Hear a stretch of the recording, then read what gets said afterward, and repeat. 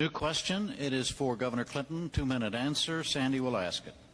Governor Clinton, Ann Compton has brought up Medicare. I remember in 1965 when Wilbur Mills of Arkansas, the chairman of Ways and Means, was pushing it through the Congress. The charge against it was it socialized medicine. One, Mr. Bush made that charge.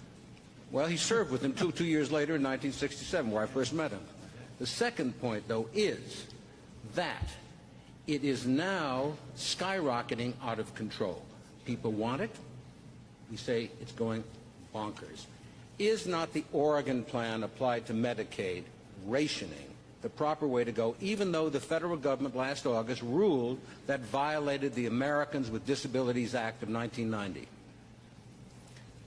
Well, I thought the Oregon plan should at least have been allowed to be tried because at least the people in Oregon were trying to do something. But let me go back to the main point, Sandy. Mr. Bush is trying to run against Lyndon Johnson and Jimmy Carter and everybody in the world but me in this race.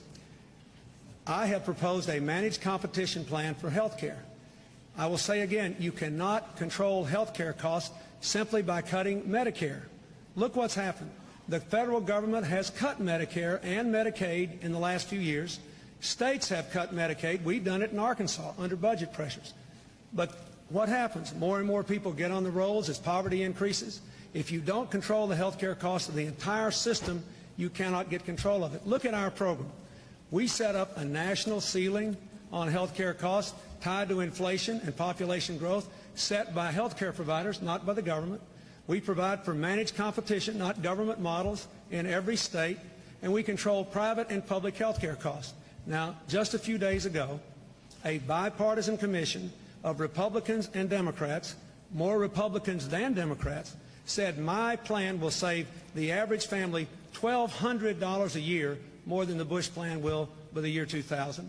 $2.2 trillion in the next 12 years, $400 billion a year by the end of this decade.